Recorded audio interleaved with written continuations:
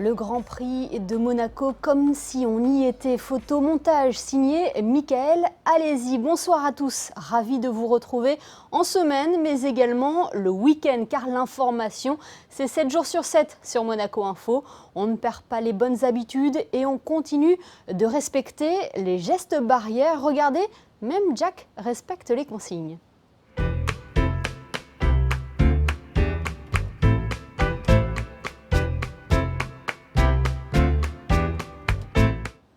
Et le lavage des mains ou des pattes, c'est 20 secondes minimum. Au sommaire, aujourd'hui, nous reviendrons sur la campagne de dépistage au Covid-19 à Monaco. Combien de personnes ont été testées lors de cette première semaine? Est-ce que des cas positifs ont été recensés? Comment ce dépistage massif est perçu par la population? Nous ferons le point avec la secrétaire générale du département des Affaires sociales et de la Santé, Ludmila Rakona-Le Goff.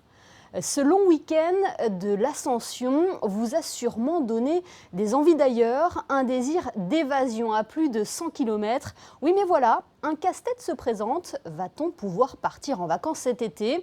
Et si oui, vers quelle destination?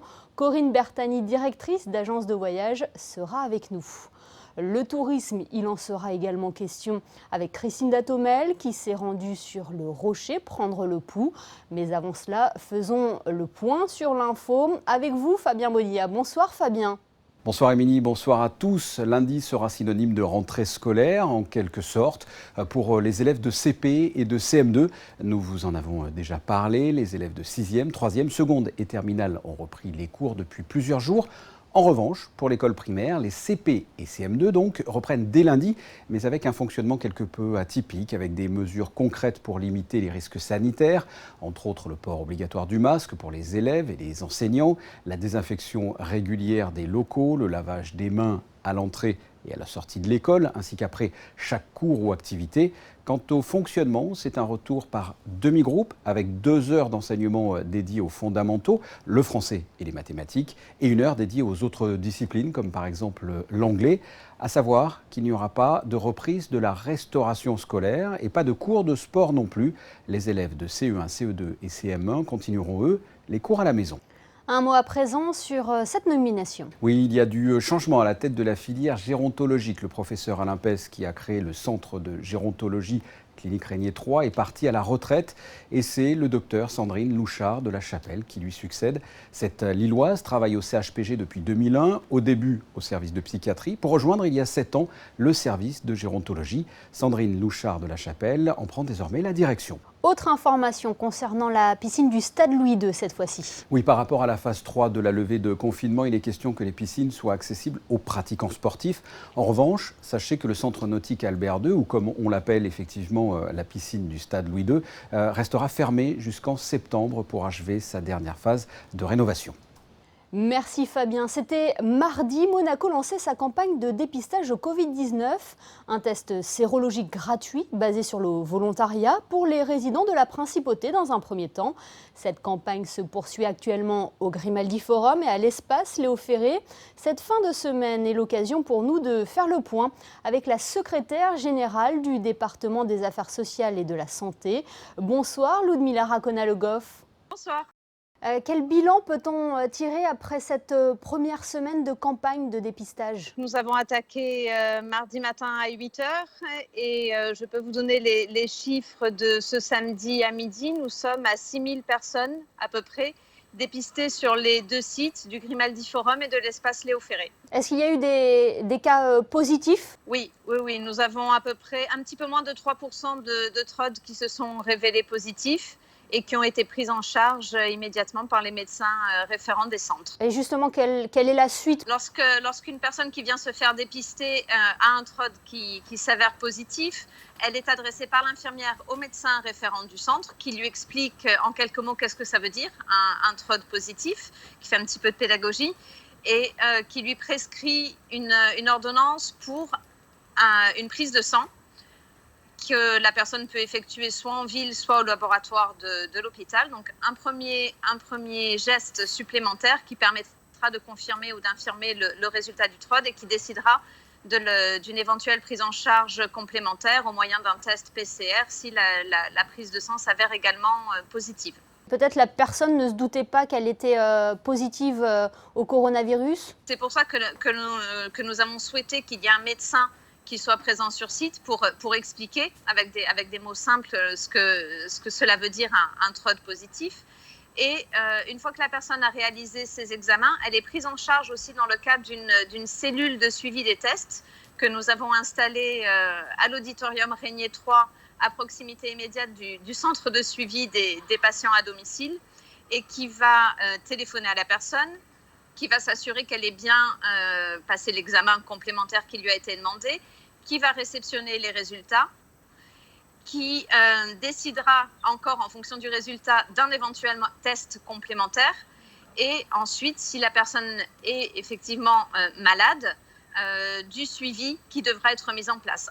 6 000 tests effectués Oui. pour le moment. Est-ce que c'est un petit chiffre? Est-ce que c'est un chiffre justement qui vous étonne?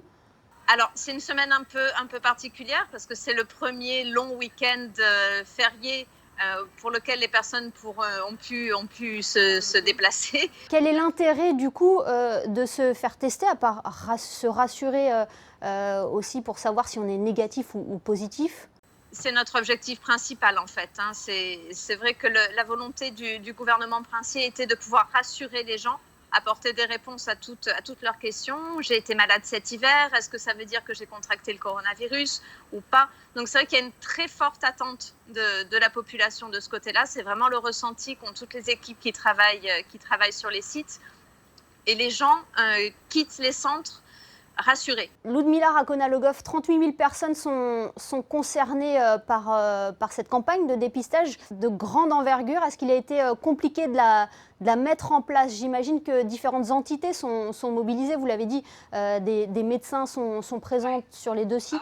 On n'aurait jamais pu démarrer mardi matin si différentes équipes et différentes entités ne s'étaient pas associées pour permettre l'ouverture des centres. Donc nous avons eu le concours de la force publique, que je tiens vraiment à remercier, qui nous a aidé à installer les deux sites, que ce soit Léo Ferré ou le Grimaldi Forum. Pour les équipes de testeurs, nous avons la Croix-Rouge, évidemment, des infirmières libérales. Nous avons aussi la force publique qui s'est répartie sur les deux sites. Donc nous avons des pompiers et des carabiniers qui effectuent également les tests. Vous l'avez dit, là on est en période de pont de l'Ascension. Est-ce que lundi, justement, vous vous attendez à une plus forte affluence? Oui, je pense que le lundi, mardi, il faut s'attendre à une plus forte affluence. Mais les équipes sont là, elles sont prêtes et je vous avoue qu'ils sont en attente. Cela concernera toujours les résidents monégasques. Ensuite, ça sera la phase des tests pour les salariés de la principauté. Oui. Comment cela va s'organiser cette fois-ci? Est-ce qu'on repart sur la même procédure avec un courrier? La procédure reste encore à affiner et à mettre en place. On va garder un centre d'ouvert, vraisemblablement le site du Grimaldi Forum qui est un petit peu plus grand et qui nous permettra de recevoir plus de monde en même temps. Et les salariés seront convoqués, a priori toujours sur le principe de la lettre du nom de famille. Ce sera plus simple. Ça évite aussi d'imposer un jour et un créneau à une structure. On pense que c'est plus facile de procéder ainsi. Et on devrait pouvoir démarrer la semaine du 2 juin. Peut-être pas le premier qui est un jour férié, mais a priori le mardi 2 juin. Merci beaucoup. Merci d'avoir été avec nous pour faire ce point. C'est moi qui vous remercie. Les photos de Michael Alési en début de journal donnaient le ton. Le Grand Prix de Formule 1 aurait dû avoir lieu ce week-end. 200 000 spectateurs étaient attendus en principauté, sans compter les nombreux touristes pour le week-end de l'Ascension. Mais aujourd'hui, les commerçants font grise mine sur le Rocher notamment, où l'on rejoint Chrisinda Thomel. Oui, Émilie, car si le 2 juin, la réouverture des restaurants, des cafés, des bars, des musées est fortement attendue en principauté, elle est aussi sur le Rocher, un secteur qui a été fortement impacté et qui l'est toujours. C'est celui des magasins de souvenirs. Comme vous le voyez sur ces images, à Monaco-Ville, les rues sont désertes. De nombreux magasins sont encore fermés. Quelques commerçants jouent le jeu et l'entraide est de mise. Nous sommes partis à la rencontre de l'un d'entre eux. Gilliane, vous êtes la propriétaire de cette boutique ici sur le Rocher, juste en face du Palais Princier, habituellement envahi de touristes. Aujourd'hui, ça se passe comment? En général, c'est la foule. Aujourd'hui, comme vous voyez, il n'y a strictement personne. Est-ce qu'il y a quand même quelques acheteurs? Il y a quelques acheteurs qui se perdent, soit des touristes qui étaient en vacances avant le confinement et qui se sont retrouvés bloqués, soit quelques gens du pays, mais c'est pas assez, c'est pas suffisant. On s'est réadapté, on a fait rentrer quelques articles de mode, de la décoration pour la maison, voilà, des petites idées cadeaux. Les aides de l'État? Ça nous a quand même beaucoup aidé, ça a été une belle chose, parce que sinon ça aurait été, je pense, la clé sous la porte de beaucoup de personnes. Et le propriétaire des murs ici a été compréhensif? On a eu beaucoup de chance, beaucoup de chance. D'ailleurs, je la remercie, parce que quand je vois certains qui n'ont pas de cadeaux, qui n'ont aucune aide, moi, de mon côté, j'ai été aidée. Comment vous voyez les mois prochains? Aujourd'hui, pas très positive, mais je reste optimiste parce que je pense que la clientèle changera, sera différente. Et Monaco est un endroit qui fait quand même rêver, qui attire toujours du monde par curiosité. Donc, non, je suis optimiste. Merci Gilliane. Alors si certains commerçants ont su se réadapter, se réinventer pour faire face à cette situation inédite, la réouverture du musée océanographique et du cinéma en plein air apportera sans aucun doute une bouffée d'oxygène à tous les commerçants. Alors surtout, n'hésitez pas, vous aussi, à venir les soutenir. La date du 2 juin attendue donc avec impatience. Merci Crisinda. Une incertitude plane cependant sur les vacances d'été. Où pourra-t-on se déplacer et sous quelles conditions? L'Italie et la Grèce ont déjà donné le ton en annonçant la réouverture de leurs frontières aux touristes. Pour nous éclairer à ce sujet, une directrice d'agence de voyage. Bonsoir Corinne Bertani. Bonsoir Émilie. Qui dit agence de voyage dit forcément vacances. Est-ce que l'on va pouvoir partir en vacances cet été? Eh bien, chère Émilie, nous le souhaitons de tout cœur. C'est un long chemin depuis notre fermeture et l'arrêt total de notre activité, et surtout l'ouverture des frontières. Et ça, ce sera peut-être, croisons les doigts, pour le mois de juin. Et franchement, c'est la clé de la reprise, plus ou moins, de notre activité. Sans frontières ouvertes en Europe, pas de rêve, pas de déplacement, ne serait-ce qu'en Europe. Je ne vous parle pas, bien sûr, des déplacements plus lointains internationaux qui sont des déplacements qu'on n'imagine même pas pour l'instant. Est-ce que l'annonce de la Grèce et de l'Italie hier avec la réouverture et la reprise du tourisme début juin et mi-juin, ce n'est pas un message d'espoir justement? Bien sûr, on est vraiment, on a une petite étoile qui nous guide après toutes ces semaines de désarroi sans rien savoir.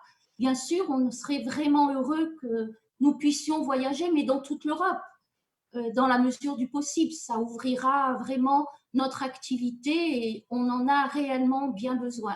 Avant, on parlait d'évasion, on partait aux États-Unis, en Asie, en Amérique latine. Là, on va devoir revoir nos projets. Comment on adapte cela quand on est une agence de voyage? Nous sommes des professionnels, donc dans chaque pays, il y a tellement à faire, tellement de beaux hôtels pour tous les budgets. Donc ça ne nous effraie pas. Ce qui pour l'instant, nous effraie un peu, c'est de savoir comment vont ouvrir les hôtels, quel style d'hôtel, les hôtels qui ont des plages, pas les plages. Par contre, le fait de se remettre en question et de proposer des bons produits aux bonnes personnes, franchement, c'est pas un souci. On saura répondre et le tout, c'est de savoir qui, comment, quoi, qui va ouvrir. Vous avez déjà eu des demandes? Non, en fait, nous sommes fermés. Nous avons passé toute la première partie à essayer de rapatrier nos clients, ce qui n'a pas été toujours très facile.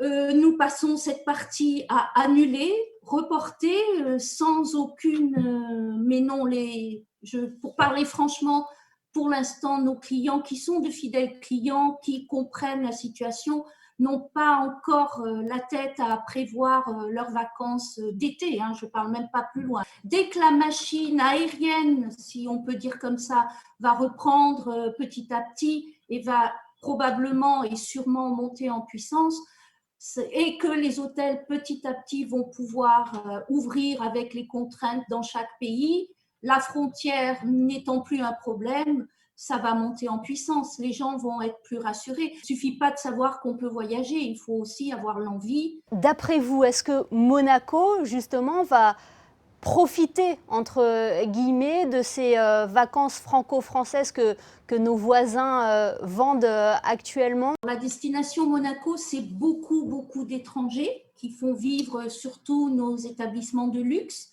Mais bien sûr, il y a la clientèle française et européenne. Et je pense que tous les acteurs du tourisme actuellement essaient de mettre tous les projecteurs sur cette clientèle-là. Nos résidents sont des gens qui aiment voyager, mais je suis sûre qu'ils vont voyager en Europe, faire travailler les agences de voyage, et peut-être leurs amis reviendront à Monaco pour profiter de tous les atouts de nos hôtels et de notre attractive destination. Merci beaucoup Corinne Bertani d'avoir été avec nous. Merci à vous, à très vite, au revoir. Profitez de votre week-end et partagez-le avec nous sur le réseau Malizia. Il est l'heure de découvrir vos posts de la semaine.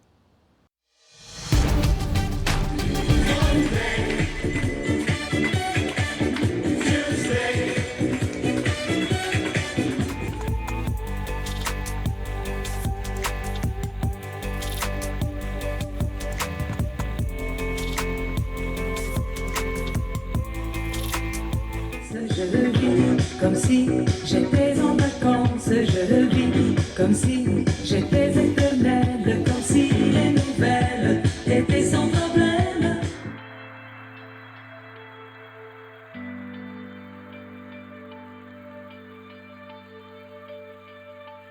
Laissez-moi danser, laissez-moi.